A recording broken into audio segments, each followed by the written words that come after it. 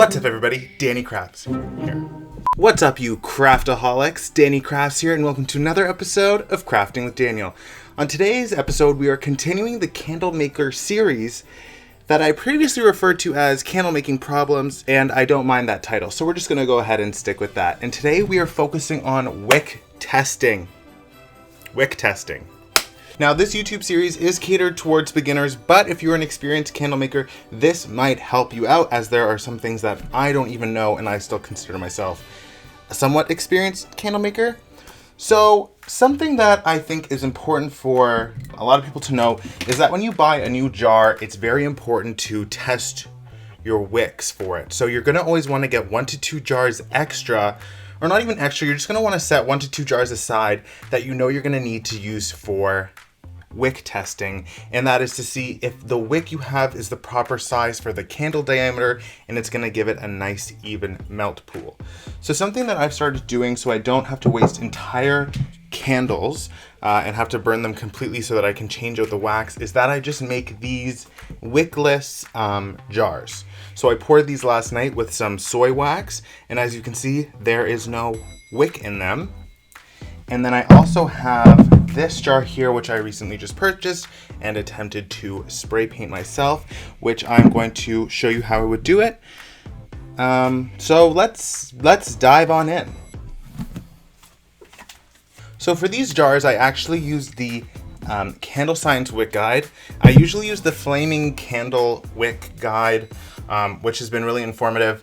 But another quick one to use is the Candle Science one. You put in your type of wax you're using, the size of the diameter of the jar, and it gives you a couple of options. So for these two jars, which are 4 inches and 4.5 inches, I suggested the Eco 4. And today I'm using the Eco 4 wicks from Voyager Soap and Candle Company.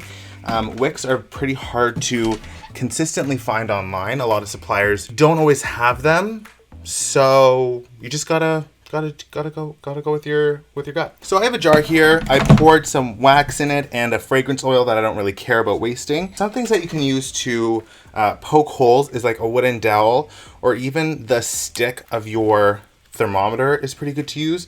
I'm gonna use this just because I have experience with it. So I just kind of use my ruler. See that that's 4 inches. 4 divided by 2 is 2. So that's the center point. And then 1 inch from each side. That's about where my holes are gonna be. I know you probably can't see that. So then I just make a incision. That's not an incision. I watch too much Grey's Anatomy. So I just punctured, yeah, that's more of a puncture, 2 holes there. I'm going to stick this wick in. I know it has a tab at the top, but I'm just gonna cut that off after. And I just stick the wick all the way in on both of them,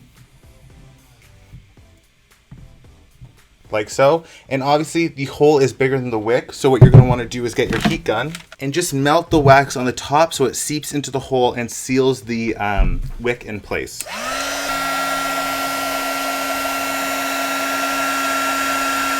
I'm going to set that aside to cool, and the next thing we're going to do is we're going to apply the same to our 3 wick candle.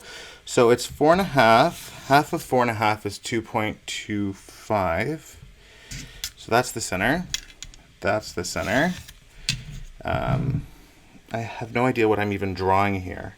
I'm just kind of want to do a triangle. All right, so there's 1, 2, 3. That feels really good for some reason. And I realize that probably makes me look like a serial killer. So I'm also using the same Eco 4s for this one. And I use 3 Eco 2s for my 3 wick, like Bath and Body Works style candles. So it's bigger than that. So I think 1 wick up will do the trick. Will do the wick. No, that one was a bad pun. Okay, so that's pretty good. I'm gonna melt these down as well. May have some air bubbles come up, but just heat it again until they go away. I don't know what to tell you. And while those dry or cool, I have a new batch of wax that I'm doing here.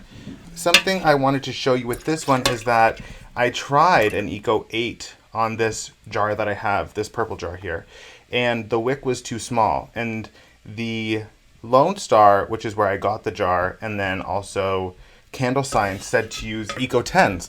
I don't have an Eco 10.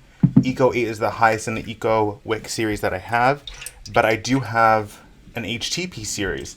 So I kind of did some math. So I think an HTP 73 is about the same as an Eco 10 in my experience. Oh my God. I just got this fragrance, Rose and Oud or something from Wood and Wick Co. And it smells, I used to do like chewing tobacco when I was in hockey in the States, and it smells exactly like wintergreen dip. Ugh, oh my God, I hate it. I actually can't smell that. Okay, well, I'm not burning this one. So I just poured that wax into that candle without a wick. After it's cooled, I'm gonna do the same thing and plop one of these bad boys in there to test out that wick. And that is my little tips and tricks for wick testing. Hopefully that helped you out. Thank you for watching. If you enjoyed this video, please like, comment, or subscribe. You can also connect with me on Instagram and TikTok at Danny Crafts Official, where I post other candle videos and things such as that. But stay crafty, everyone, and keep... What's my catchphrase? But until next time, what? Stay crafty and trim your wicks. See you next time.